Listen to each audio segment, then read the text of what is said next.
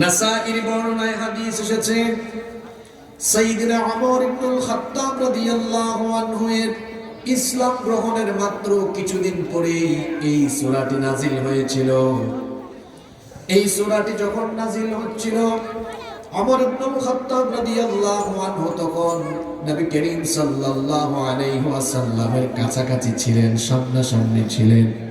তিনি লক্ষ্য করে দেখলেন মৌমাছির গুঞ্জনের ন্যায় আওয়াজ ধ্বনিত হচ্ছে। এটা হচ্ছে ওহী নাজিলের একটা অন্যতম প্রক্রিয়া। ওমর ইবনুল খাত্তাব রাদিয়াল্লাহু আনহু এবং তার সাথে আরো যারা ছিলেন তারা তখন চুপচাপ হয়ে গেলেন, কারণ মৌমাছির গুঞ্জনের ন্যায় যখন আওয়াজ শোনা গেল তারা তখন বুঝতে পারলেন আল্লাহর নবীর কাছে এখন ওহী যিনি নাজিল করছেন তিনি কে। চুপচাপ হয়ে গেলেন। আল্লাহর নবীর কাছে ওহী নাজিল হলো, কিন্তু কি নাজিল হলো তারা তো আর জানেন না। আল্লাহর নবীর কাছে যখন কিছু আয়াত নাজিল হলো, এরপরে আল্লাহর নবী কিবলামুখী হয়ে তারপরে দোয়া আরম্ভ করলেন। আল্লাহর নবী দোয়া করলেন, আল্লাহুম্মা জিদনা ওয়া লা তানকুসনা ওয়া আকরিমনা ওয়া লা তুহিবনা ওয়া আ'তিনা ওয়া লা তাহরিমনা ওয়া আথিরনা ওয়া লা তুআথির আলাইনা ওয়ারদিনা ওয়ারদা আন্না। আল্লাহর নবী দোয়া করলেন, হে আল্লাহ আমাদেরকে বেশি করে বাড়িয়ে দাও, আমাদেরকে কমায় দিও না, আমাদেরকে সম্মানিত করো, আমাদেরকে অপমানিত করো না, আমাদেরকে দান করো, আমাদেরকে বঞ্চিত করো না, অন্যের উপরে আমাদের প্রভাব অগ্রাধিকার বিস্তার করে দাও, আমাদের উপরে যেন কারো অগ্রাধিকার বিস্তার না হয়, আমাদেরকে তোমার উপরে সন্তুষ্ট করো এবং আমাদের উপরেও তুমি সন্তুষ্ট হয়ে যাও। বলেন আমিন।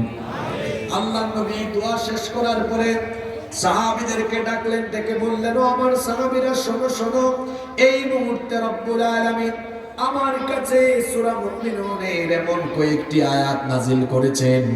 এই আয়াতে আল্লাহ তাআলা জান্নাত লাভের এমন কিছু উপায় বলে দিয়েছেন। এই আয়াতে আল্লাহ তাআলা এমন কয়েকটি গুণাবলীর কথা বলেছেন, যদি এই সকল গুণাবলী তোমরা অর্জন করতে পারো, আল্লাহ তাআলা ওয়াদা করেছেন এই গুণাবলী অর্জন করলে পরে তিনি তোমাদেরকে জান্নাতুল ফেরদাউসের মেহমান বানিয়ে দিবেন। এরপরে আল্লাহর নবী একেবারে 11 নম্বর আয়াত পর্যন্ত তিলাওয়াত করে এই আয়াতগুলো আল্লাহর নবী মুমিনদেরকে জানিয়ে দিলেন। আল্লাহর নবী সাহাবীদেরকে তা শোনায় দিলেন। আমার ইমাম আহমদ বিন হাম্বল রাহিমাহুল্লাহ তার মুসনাদের ভেতরে হাদিস এনেছেন। তিনি বলছেন, উম্মুল মুমিনিন আমাদের মা আম্মা জান আয়েশা রাদিয়াল্লাহু আনহা তার কাছে কিছু সংখ্যক সাহাবীরা এসে বললেন, ওগো আমাদের মা, আমাদের প্রিয় নবীজির চরিত্র কেমন ছিল?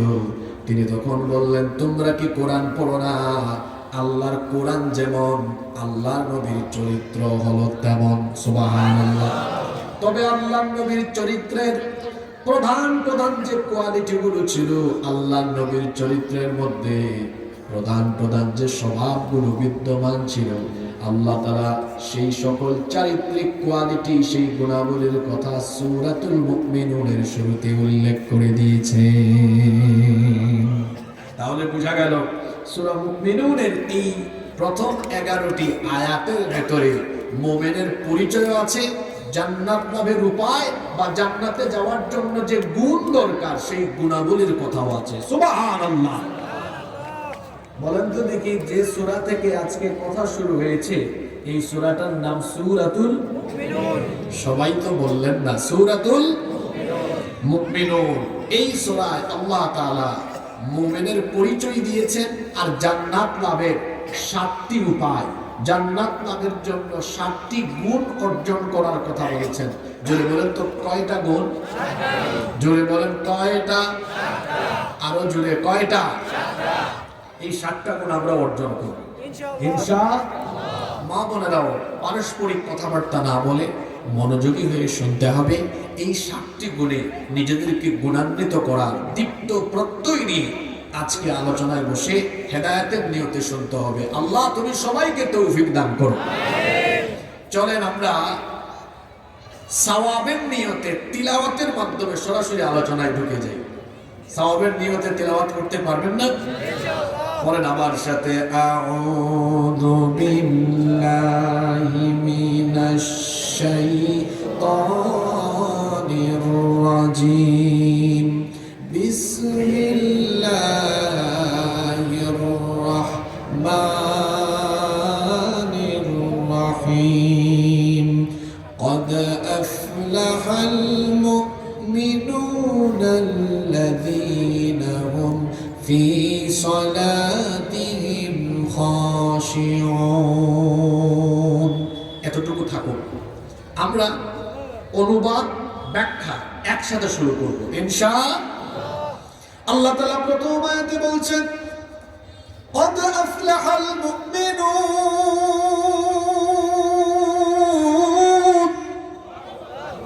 অবশ্যই সফল কাম হয়েছে মুমিনেরা। এই আয়াত বুঝে থাকলে সবাই বলেন তো, অবশ্যই সফল কাম হয়েছে কারা? পৃথিবীতে বহু মানুষ আছে, সবাই সফল নয়, একমাত্র সফল হলো মুমিন। মুমিন ছাড়া বাদবাকি সবাই হলো ব্যর্থ, মুমিন ছাড়া বাদবাকি সবাই হলো ধ্বংস। কেবলমাত্র এক শ্রেণীর মানুষ হলো সফল, তাদের পরিচয় হলো, তাদের নাম, আরো আসতে বলেন, তাদের নাম কি? আমরা ঈমানদার না বেঈমান? আমরা যে ঈমানদার এটাও সাহস করে আমরা বলতে পারলাম না। আমরা ঈমানদার না বেঈমান? একমাত্র মুমিন যারা সফল কাম। বলবেন হুজুর আমরা তো মুমিন হয়েই আছি এতদিন ধরে। আমাদের দেশে অনেক মানুষের নামের সাথে কাজের কোনো মিলই নাই। এক বাবা তার ছেলের নাম রেখেছে ফজর আলী, একটা দিনও ফজরের নামাজে যায় না, ঘুম থেকে উঠে সকাল 10টায়। এক বাবা তার ছেলের নাম রেখেছে জোহর আলী, জোহরের নামাজে যায় না। এক বাবা তার ছেলের নাম রেখেছে রমজান আলী, রমজান মাসে দুপুর বেলা গাঞ্জা টানে।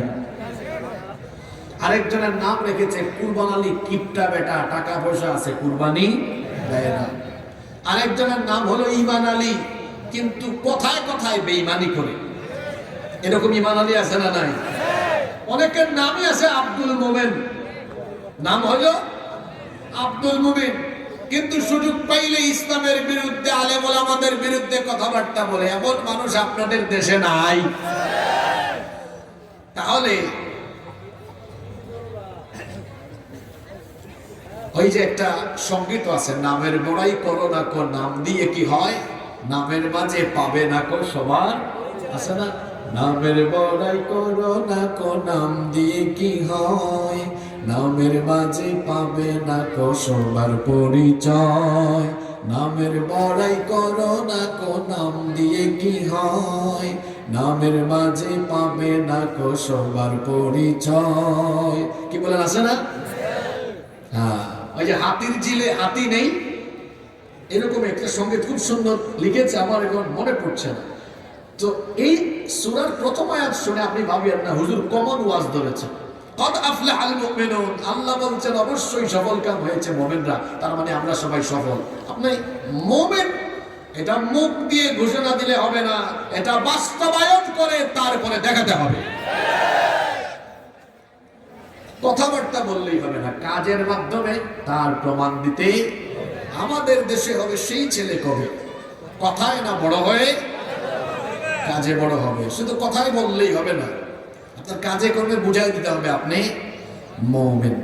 এখন কাজে কর্মে মুমিন হতে হলে কোরআন বুঝার একটা প্রক্রিয়া হলো, যে সূরা বা যে আয়াত যে প্রেক্ষাপটে নাজিল হয়েছে ওই প্রেক্ষাপট জানা। কদ আফলাহাল মুমিনুন, অবশ্যই সফল কাম হয়েছে কারা? এই আয়াত আল্লাহ কোন সময় নাজিল করে কোন সময় এই কথা বলতেছেন শুনেন, মনোযোগ আছে তো? সময়টা ছিল এইরকম, গোটা মক্কায় ঈমান আনলেই কাফিরের দল হিংস্র হায়নার মতো তাদের উপর ঝাঁপিয়ে পড়েছে। গর্ত খনন করে গর্তের ভেতরে ঢুকায়া নির্যাতন করেছে, কয়লা জ্বালিয়ে জ্বলন্ত কয়লার উপরে নিক্ষেপ করেছে, চাবুক পিটা করেছে, বেঁধে নির্মমভাবে প্রহার করেছে।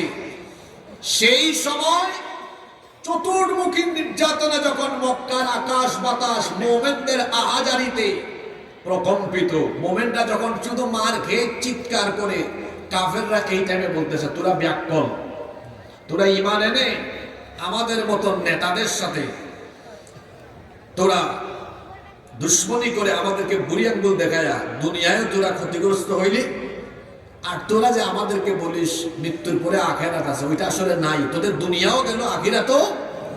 এই কথা কাফিরদেরকে, এই কথা মুমিনদেরকে বলতেছে কারা? প্রাথমিক পর্যায়ে যারা ইসলাম কবুল করেছিলেন তাদের মধ্যে বেশিরভাগ মানুষ ছিলেন অত্যন্ত দরিদ্র মানুষ, গরিব মানুষ, অনেকেই ছিলেন দাস। এইরকম লোকেরা যখন ইসলাম কবুল করলো, এই দুর্বল লোকদের উপরে মক্কার কাফের নেতৃবৃন্দ জুলুম আর নির্যাতনের মাত্রা বাড়িয়ে দিল। তারা বলল, তোদের এত বড় সাহস, মক্কায় আমাদের নেতৃত্ব, আমাদের কর্তৃত্ব, আমাদের আদর্শের বিরুদ্ধে গিয়ে আব্দুল্লাহর এতিম ছেলে মুহাম্মদ, আমরা বলি সাল্লাল্লাহু আলাইহি ওয়াসাল্লামকে তোদের নেতা হিসাবে, আদর্শ হিসাবে, নবী, তিনি ছাড়া আমার কোনো আদর্শ নাই। এই আয়াত কোন সময় নাযিল হয়েছে? যখন মুমিনরা কাফের নেতৃত্বকে বাদ দিয়ে, কাফের নেতৃত্বকে তালাক দিয়ে, যখন তারা মুহাম্মদুর রাসূলুল্লাহ সাল্লাল্লাহু আলাইহি ওয়াসাল্লামের আদর্শ গ্রহণ করেছে, তখন তারা বলেছে তোমরা ব্যর্থ, আর আল্লাহ বলেছেন তারা ব্যর্থ নয়, তারা সফল, তোমরা ব্যর্থ। সুবহানাল্লাহ। তাহলে প্রকৃত মুমিন হতে হলে জীবনের সবকিছু বাদ দিয়ে একজন কি গ্রহণ করতে হবে? তিনি কে? জোরে বলেন, তিনি কে? মুহাম্মদুর রাসূলুল্লাহ সাল্লাল্লাহু আলাইহি ওয়াসাল্লাম। কি হিসাবে গ্রহণ করবেন? শুধু চোখে সুরমা লাগানো, মধু খাওয়া, মিষ্টি খাওয়া, লাউ কদু খাওয়া, এটাতে? নাকি সব জায়গায়? আপনার পরিবার থেকে, একটা ঘরের রান্নাঘর থেকে নিয়ে আরম্ভ করে রাষ্ট্রের সর্বোচ্চ জায়গা পর্যন্ত নবীজিকে অনুসরণ করা যাবে কি যাবে না? জোরে বলেন, যাবে কি যাবে না? যদি বলেন হুজুর সব জায়গায় যাবে, শুধু রাজনীতিতে যাবে না, ঠিক আছে, ভালো কথা, তওবা করেন, নতুন করে কালেমা পড়ে আবার ইমানদার হন। আমার রাসূলের জিন্দেগি 63 বছর। জোরে বলেন, কত বছর? 40 বছর পর্যন্ত কাউকে দাওয়াত দেন নাই। নবুয়ত পেলেন, দাওয়াত আরম্ভ করলেন। মক্কায় 13 বছর থেকেছেন, শুধু মার খেয়েছেন তিনি, তার সাহাবীরা নির্যাতিত হয়েছেন। এরপরে মদিনায় হিজরত করে 10 বছর তিনি এবার নবুয়ত আর রিসালাতের দায়িত্ব পালনের পাশাপাশি মদিনাকে রাষ্ট্র হিসাবে ঘোষণা দিয়ে মদিনা রাষ্ট্রের প্রধান হয়ে ওফাতের আগ পর্যন্ত রাষ্ট্রপ্রধান হিসাবে দুনিয়াতে রাষ্ট্রপ্রধানের নমুনা তিনি রেখে গিয়েছেন। আল্লাহু আকবার। তাহলে দেশ পরিচালনার নমুনা, দেশ পরিচালনার আদর্শ আমার রাসূলের জীবনে আছে না নাই? কত বছর দেশ চালিয়েছেন? জোরে বলেন, কত বছর? তাহলে মুহাম্মদুর রাসূলুল্লাহ সাল্লাল্লাহু আলাইহি ওয়াসাল্লামের আদর্শের আলোকে দেশ পরিচালনা করা ধর্ম ব্যবসা না রাসূলের আদর্শ? যারা বলে এটা ধর্ম ব্যবসা, সে রাসূলের শানে মানে এবং ইসলামী জ্ঞান সম্পর্কে অজ্ঞতার কারণে এ ধরনের কথাবার্তা বলে নিজে সে ঈমান হারা হয়েছে। ধর্ম ব্যবসায়ীদেরকে নরসিংদীর মানুষ না চিনলেও আমরা সিলেটি মানুষরা চিনি, কারণ ওখানে হযরত শাহজালাল রহমাতুল্লাহ আলাইহি শুয়ে আছেন। দেখা যায় নির্বাচনের টাইমে ওইখানে সাদা টুপি, সাদা পায়জামা, পাঞ্জাবি আর মাথায় হিজাব পট্টি দিয়ে মাজার জিয়ারত করে নির্বাচনী প্রচারণা আরম্ভ করে। নির্বাচনের টাইমে নামাজ আর নামাজ, হুজুরদের কাছে যাওয়া, ওয়াজ মাহফিলে আসা, দোয়া নেওয়া, আর ক্ষমতায় যাওয়ার পরে মাথার টুপি আর হিজাব পট্টি খুলে আলেম উলামাদেরকে জেলখানায় ভরে ইসলামের বিরুদ্ধে, মুসলমানদের বিরুদ্ধে ষড়যন্ত্র করে যারা এই দেশে প্রকৃত ধর্ম ব্যবসায়ী হলো তারা। এরা সকালে থাকে টুপি ছাড়া, বিকালে হয়ে যায় টুপিওয়ালা। কিন্তু আলেম উলামারা কিংবা যারা রাসূলের আদর্শ সমাজ রাষ্ট্র গঠন করতে চান, তারা সুরত পাল্টান না, সুরত ঠিকই থাকে। আমরা আদর্শ মুমিন হতে চাই, নবীজিকে অনুসরণ করে, আল্লাহ কবুল করেন। তাহলে প্রকৃত মুমিন কারা? একেবারে সংক্ষিপ্ত এক বাক্যে উত্তর হলো, নবীজিকে আদর্শ হিসেবে গ্রহণ করে ঈমানের পথে থাকবে যারা, আল কোরআনের আলোকে প্রকৃত মুমিন হলো। তারা। তাহলে আমি মরার আগ পর্যন্ত যাকে অনুসরণ করে করে করে করে করে করে করে করে দুনিয়া থেকে যাব, তিনি আর কেউ নন, তিনি আর কেউ নন, তিনি মুহাম্মদুর রাসূলুল্লাহ সাল্লাল্লাহু আলাইহি ওয়াসাল্লাম। এটা করতে পারলে সে হবে মুমিন। আর সেই মুমিন জান্নাত লাভের জন্য কি কি করবে, এবার 2 নম্বর আয়াত থেকে পরবর্তী আয়াতে আল্লাহ তাআলা 7টা উপায় বলে দিয়েছেন। জোরে বলেন কয়টা? এই 7টা গুণ অর্জন করলেই আল্লাহ ওয়াদা করেছেন, আল্লাহ বলছেন আমি ওয়াদা করলাম আমি আমার 1 নাম্বার জান্নাত, কোনো 2 নাম্বার 3 নাম্বার না, একেবারে 1 নাম্বার জান্নাত, সর্বোচ্চ জান্নাত, সর্বোচ্চ জান্নাত জান্নাতুল ফেরদাউস তোমাদেরকে দান করে দিব। সুবহানাল্লাহ। তাহলে 7টা গুণ আমাদের মধ্যে থাকার দরকার আছে না নাই? আরো জোরে বলেন, থাকার দরকার আছে না নাই? তাহলে চলুন দেখি প্রথম গুণটা কি। আল্লাহ তাআলা আবার পরের আয়াতে বলছেন প্রথম গুণটা হলো যারা পারেন আমার সাথে পড়বেন, قد أفلح المؤمنون الذين هم في صلاتهم خاشعون. Successful indeed are the believers, those who humble themselves in their prayer. সফলকাম হয়েছে তারা নামাজে খুশু', বিনয়, একাগ্রতা, একনিষ্ঠতা এর ভিত্তিতে নামাজ আদায় করেছে যারা।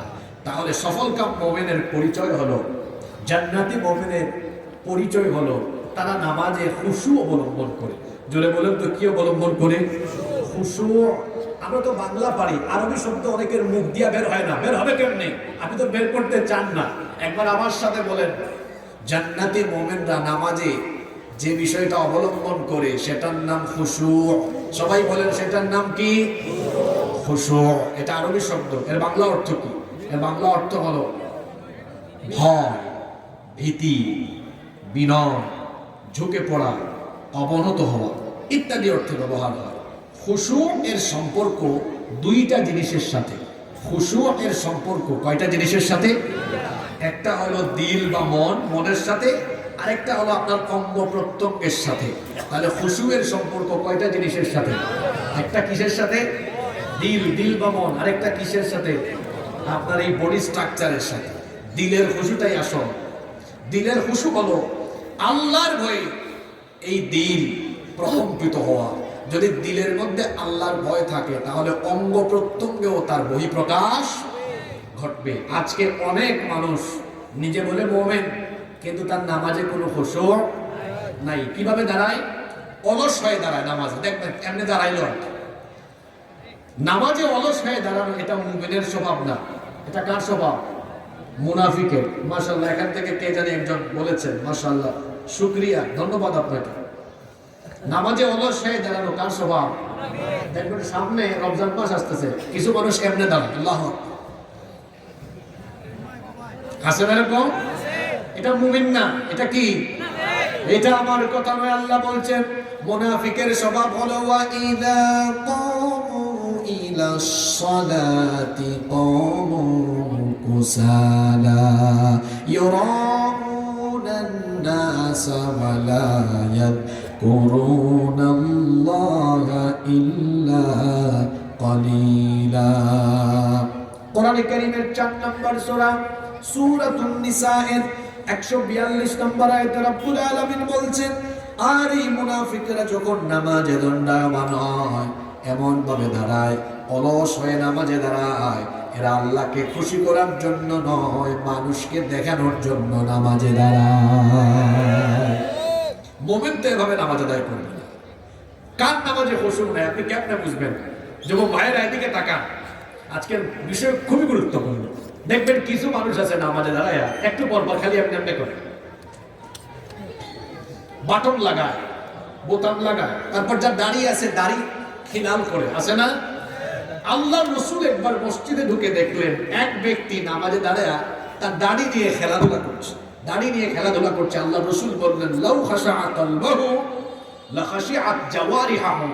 এই লোকটার অন্তরের দিলে যদি আল্লাহর ভয় থাকতো তাহলে নামাজে দাঁড়িয়ে এভাবে দাড়ি নিয়ে খেলাধুলা করতো না। অনেকে দেখবেন নামাজে দাঁড়ায় ঘড়ির টাইমের দিকে তাকায়, হুজুর যদি লম্বা কেরাত পরে পিছন থেকে সিগন্যাল মারে,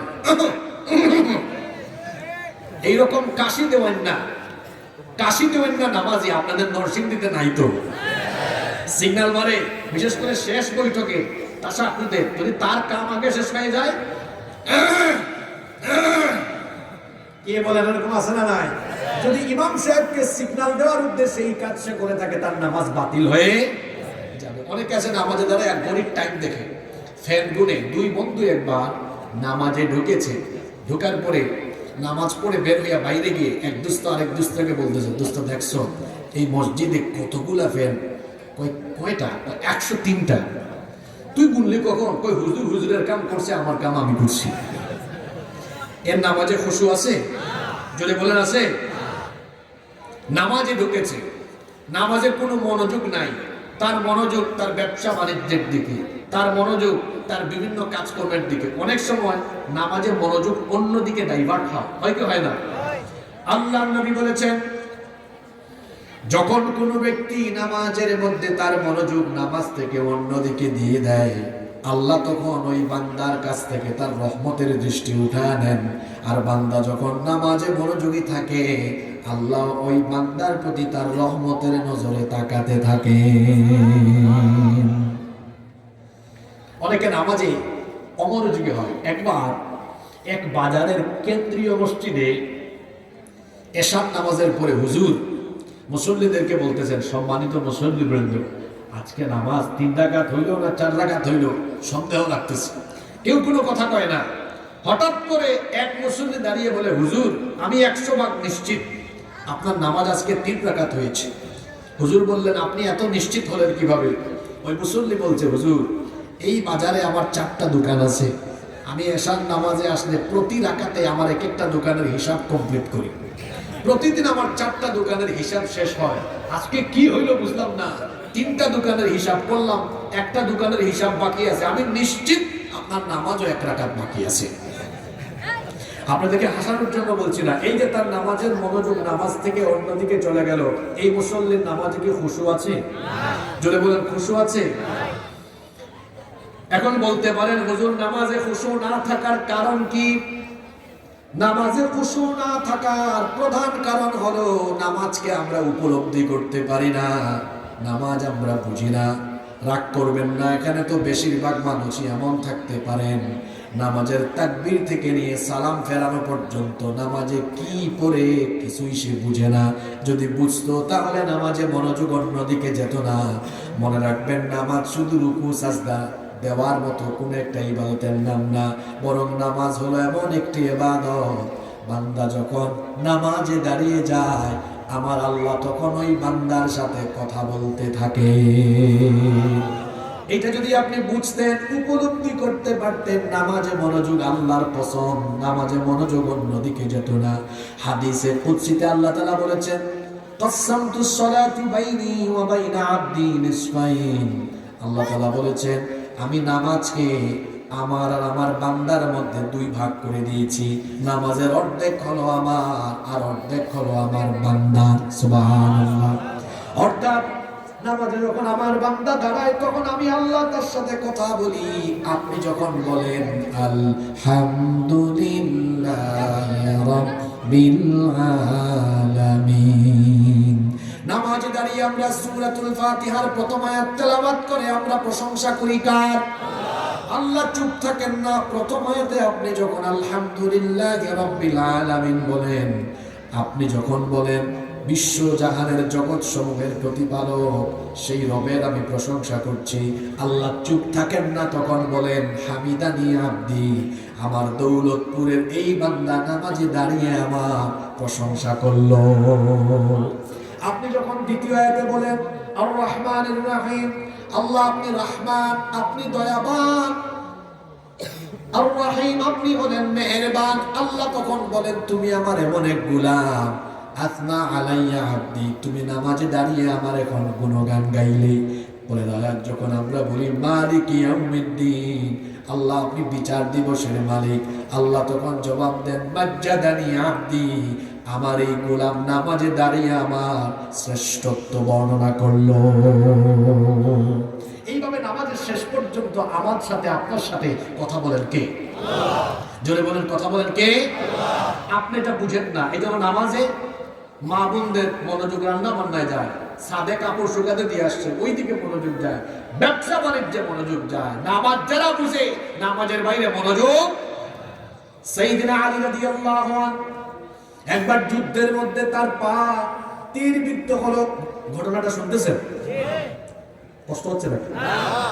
আলী রাদিয়াল্লাহু আনহু একবার এক যুদ্ধে তীরবিদ্ধ হলেন, পায়ের মধ্যে বিষাক্ত তীর ঢুকলো। সাহাবীরা এই তীর পা থেকে বের করার জন্য যখন একটু টান মারেন, আলী রাদিয়াল্লাহু আনহু তখন চিৎকার করে ওঠেন। আল্লাহর নবী দৃশ্য দেখলেন, দেখার পরে সাহাবীদেরকে বললেন, ও আমার সাহাবীরা থেমে যাও, আমার আলীর পা থেকে এই বিষাক্ত তীর তোমরা এভাবে বের করতে পারবা না, নামাজের জন্য অপেক্ষা করো। নামাজের টাইমে আমার সাহাবী আলী যখন নামাজে দাঁড়াবে তার পা থেকে তখনই তোমরা কেবল তীর খুলতে পারবে। আল্লাহু আকবার। সাহাবায়ে কেরাম বন্ধ হয়ে গেলেন। যখন নামাজের সময় হয়ে গেল, আলী রাদিয়াল্লাহু আনহু নামাজে দাঁড়িয়ে গেলেন। এবার সাহাবীরা গিয়ে সাইয়েদনা আলী রাদিয়াল্লাহু আনহুর পা থেকে যখন তীরটা টেনে টেনে খুলে বের করলেন, আশ্চর্য অবস্থা লক্ষ্য করলেন। নামাজের আগে যেই তীর খুলতে গেলে একটু টান দিলি তিনি চিৎকার করে উঠেছেন, সেই তীর এখন নামাজের ভেতরে থাকা অবস্থায় টেনে টেনে বের করলেন। একবারের জন্য তিনি কোনো চিৎকার করলেন না। আল্লাহু আকবার। নামাজ শেষ হওয়ার পরে তাকে জিজ্ঞেস করা হলো, কি ব্যাপার, নামাজের আগেই তীর খুলতে গেলে আপনি চিৎকার দিয়েছেন, কিন্তু নামাজে থাকা অবস্থায় আপনার পায়ের তীর খুললাম, আপনি কোনো আওয়াজও করলেন না। তিনি তখন পায়ের দিকে তাকায় বললেন, হ্যাঁ সত্যি তো তীর খুলে ফেলেছো, আমি টের পাবো কেমনে বলো? কারণ নামাজে আমি যখন দাঁড়াই আমার আল্লাহর সাথে কথা বলে বলে আমি সেই দিকে এত বেশি মনোনিবেশ করি। আমি নামাজে থাকলে পরে দুনিয়ার কোনো চিন্তা ভাবনা আমার মধ্যে থাকে না, তখন আমি নামাজে আমার আল্লাহর সাথে কথা বলে তার প্রেমে মাতোয়ারা হয়ে যায়। এই হলো তাদের নামাজ। আর আমাদের নামাজ কেমন? একবার দৌলতপুরে এক মুসল্লি ঢুকছে এশার নামাজের মসজিদে, মশায় কামড় মারছে। হুজুর বলতেছেন, আলহামদুলিল্লাহি রাব্বিল আলামিন। পিছন থেকে মুসল্লি বলে, ইস মশায় কামড় মারছে। মশায় কামড় দিয়ে টের পায়, কারণ তার অনুভূতি, তার আবেগ নামাজের মধ্যে নাই। আহা, আপনি বুঝেন না, নামাজ উপলব্ধি করেন না। আরেকটা ঘটনা মনে পড়লো, আমি বলবো, খারাপ লাগতেছে না তো আপনাদের? ইমামে আযম আবু হানিফা রাহমাতুল্লাহি আলাইহি, তিনি রাতের বেলা তাহাজ্জুদের নামাজে দাঁড়িয়েছেন। তার পাশের বাড়িতে আগুন লেগেছে।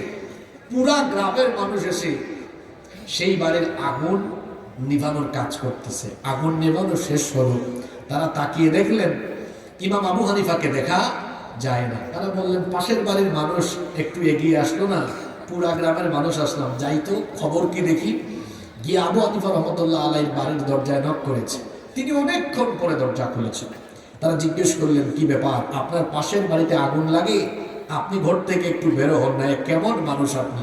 তিনি বললেন, আগুন কখন, কিভাবে? তারা বললেন, আপনি কি মস্করা করেন?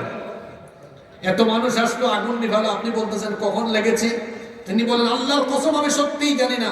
তারা বললেন, আপনি এত বড় জ্ঞানী মানুষ হয়ে এরকম কথা কেন বলেন? তিনি বললেন, সত্যি আমি কিচ্ছু জানি না। কেমনে জানবো বলো?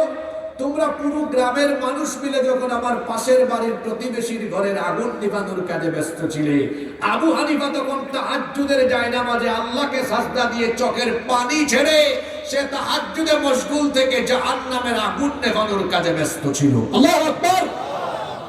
এই হলো নামাজ। খুশু কারে বলে? ভেতর থেকে, হৃদয় থেকে আল্লাহকে ভয় করে পূর্ণ আবেগ নিয়ে নামাজে মনোযোগী থাকার নাম হলো খুশু। এখন আপনাদের মনে একটা চাহিদা আসতে পারে বা প্রশ্ন আসতে পারে, হুজুর আমরাও এরকম নামাজি হইতে চাই, কিছু আমল শিখায় দেন। মামুনরাও জানতে চাইতে পারেন, হুজুর এইরকম নামাজি আমরাও হতে চাই যে নামাজের বাইরে আর মনোযোগ যাবে না। এরকম নামাজি হতে চান কি চান না? আমি 3টা আমল আপনাদেরকে শিখায় দিই। এগুলো আমার শেখানো আমল না, মূলত এগুলো রাসূলের শেখানো আমল। এই 3টা আমল করলে আমার বিশ্বাস নামাজে আপনাদের মনোযোগ নামাজের বাইরে কোনোদিন যাবে না ইনশাআল্লাহ। কয়টা আমল? মাত্র এক। ইদা কুনতা ফি সলাতিকা ফাসাল্লি সলাতাম মুওয়াদ্দা।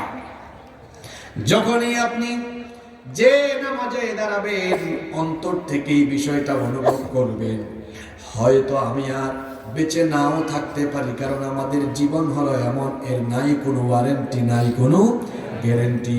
আপনি হৃদয় থেকে এটা ফিল করবেন, হতে পারে এটাই আমার জীবনের শেষ নামাজ।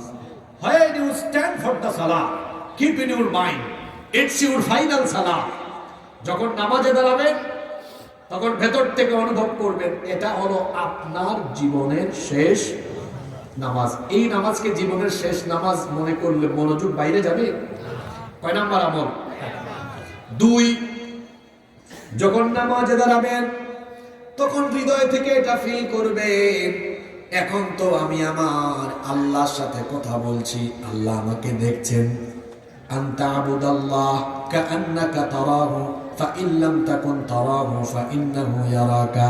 ইবাদত এমন ভাবে করো যেন তুমি আল্লাহকে দেখছো। তুমি যদি আল্লাহকে দেখতে নাও পারো, মনে রেখো তোমার রব তোমাকে দেখতে পাচ্ছেন। এই অনুভূতি থাকা, আমার সাথে কথা বলছেন কে? 3, রুকু আর সাজদার মধ্যে তাড়াহুড়া করবেন না। আমার দেশে অনেক মানুষ আছে রুকু সাজদায় তাড়াহুড়া করে, এত দ্রুত রুকু আর সাজদা মারে, দেখলে মনে হয় এত নামাজ না যেন ফিজিক্যাল এক্সারসাইজ করে। আল্লাহর নবী বললেন, আসওয়াউন নাসি সারিকা আল্লাযী ইয়াসরিকু মিন সালাতি। আল্লাহর রাসূল বললেন, সবচাইতে নিকৃষ্ট চোর হলো যে নামাজ চুরি করে। নিকৃষ্ট চোর কারা? নামাজের মধ্যে চুরি করে। সাহাবারা তখন বললেন, ওয়া কাইফা ইয়াসরিক সালাতাহু ইয়া রাসূলুল্লাহ। আমরা বলি সাল্লাল্লাহু আলাইহি ওয়াসাল্লাম, ওগো আল্লাহর নবী নামাজ আবার চুরি করে কেমনে? আল্লাহর নবী তখন বললেন, নামাজ চোর হলো তারা লা ইউতিম্মু রুকুআহা ওয়ালা সুজুদাহা ওয়ালা খুশুআহা, যারা নামাজের রুকু সাজদা ঠিক মতো আদায় করে না, যারা নামাজে বিনয়ী থাকে না, এরা হলো নামাজ চোর। এজন্য আপনাদেরকে অনুরোধ করব, নামাজে যখন রুকু দিবেন ধীরে স্থির ভাবে দিবেন। রুকুতে গিয়ে পিঠটা সোজা করে দেন, সুন্দর করে বলেন সুবহান রাব্বিয়াল আযীম, সুবহান রাব্বিয়াল আযীম, সুবহান রাব্বিয়াল আযীম। নামাজের রুকুতে গিয়ে তাসবিহ জপলেন কার? আস্তে বলবেন না, জোরে বলেন কার? রুকু থেকে দাঁড়াবেন। অনেকে আছে তাদিলে আর গান ঠিক মতো আদায় করে না, তাড়াহুড়া করে সামি আল্লাহু লিমান হামিদ, আল্লাহু আকবার। এত দ্রুত করবেন না। রুকু থেকে দাঁড়ানোর পরে তাদিলে আর গান সুন্দরভাবে আদায় করেন। এখানে আবার আল্লাহর হাম প্রশংসা করেন, রব্বানা লাকাল। সবাই বলেন রব্বানা লাকাল। এতটুকু বলে নামাজ হয়, অসুবিধা নাই, কিন্তু আরেকটু বাড়ায়া পড়ার চেষ্টা করবেন। হামদান কাসীরান তাইয়িবান মুবারাকান ফীহি। এক সাহাবী এটা নামাজে পড়েছিলেন, আল্লাহর নবী সালাম ফিরায় বললেন, আজকে আমার পিছনে নামাজ আদায় করতে যে অতিরিক্ত কিছু কে পড়েছো? কেউ হাত তুলে না। যিনি পড়েছেন চিন্তা করলেন, আমি তো মনে মনে পড়লাম, নবীজি কেমনে টের পেলেন? তিনি ভয়ে ভয়ে হাত তুললেন, দাঁড়ালেন, বলেন আমি পড়েছি। আল্লাহর নবী বললেন, তুমি পড়েছো, তুমি হয়তো ভাবছো আমি জানলাম কেমনে, আমি নবী, আমি যা জানি তুমি তা জানো। শোনো, তুমি তো জানো না সাহাবী, তুমি যখন নামাজের রুকু থেকে দাঁড়িয়ে রব্বানা লাকাল হামদের পরে হামদান কাসীরান তাইয়িবান মুবারাকান ফীহি এতটুকু পর্যন্ত বৃদ্ধি করে যখন তুমি পড়লে, আমি নজর করে দেখলাম একজন দুইজন নয়, আল্লাহর রহমতের 33 জন ফেরেশতা প্রতিযোগিতা আরম্ভ করেছে, তারা কে তোমার আমল নামায় কত বেশি সওয়াব লিখবে। এই আমলটা আপনারা করবেন তো? তা আমার সাথে বলেন রব্বানা লাকাল হামদ হামদান কাসীরান তাইয়িবান মুবারাকান ফীহি। এরপরে সাজদায় যখন যাবেন তাড়াহুড়া করবেন না, সুবহান রাব্বিয়াল আলা। এই আমলটা আমার দেশের অনেক মানুষ করে না। আল্লাহর নবী সাজদায় নিয়মিত একটা দোয়া করতেন, আল্লাহুম্মা গফিরলি যানবি কুল্লাহ দিক্কাহু ওয়া জিল্লাহ ওয়ালানিয়াতাহু ওয়া সিররাহু ওয়া আউওয়ালুহু ওয়া আখিরাহু। কি সুন্দর দোয়া, এটা আমরা অনেকেই পড়ি না। আল্লাহুম্মা গফিরলি যানবি কুল্লাহ, হে আল্লাহ আমার সকল গুনাহ মাফ করো, দিক্কাহু ওয়া জিল্লাহ ওয়া আউওয়ালুহু ওয়া আখিরাহু ওয়া আলানিয়াতাহু ওয়া সিররাহু, ছোট বড় প্রথম শেষ গোপন প্রকাশ্য সকল গুনাহ তুমি মাফ করে দাও। কেন নবীজি সাজদায় এই দোয়াটা করতেন? কারণ আল্লাহর নবী বলেছেন, বান্দা যখন সাজদা দেয় তখন বান্দা আল্লাহর এতটা কাছে চলে যায়, আল্লাহ আর বান্দার মাঝখানে কোনো পর্দা থাকে না। তো ওই সময় দোয়া করলে দোয়া কবুল করবেন কি? নামাজে মনোযোগ রাখার 3টা কৌশল শিখিয়ে দিলাম। কয়টা? কে মনে রাখছেন দেখি? 1 নাম্বার, ওই নামাজকে জীবনের শেষ নামাজ মনে করা। 2 নাম্বার, এই অনুভূতি রাখা, আমি কথা বলছি কার সাথে। 3, রুকু সাজদা ধীরে ধীরে আদায় করা। যদি আমরা এইভাবে করে নামাজের মধ্যে খুশু ফিরাই আনতে পারি, আল্লাহ তাআলা বলছেন কদ আফলাহাল মুমিনুনাল্লাযীনা হুম ফি সালাতিহিম খাশিউন। Successful indeed are the believers, those who humble themselves in their prayer. সফল কাম হয়েছে তারা নামাজে বিনয় খুশু অবলম্বন করেছে যারা। তাইলে জান্নাত লাভের উপায় 1 নাম্বার গুণ, নামাজে বিনয়ী হতে হবে। আল্লাহ এই গুণে সবাইকে গুণান্বিত করে দাও।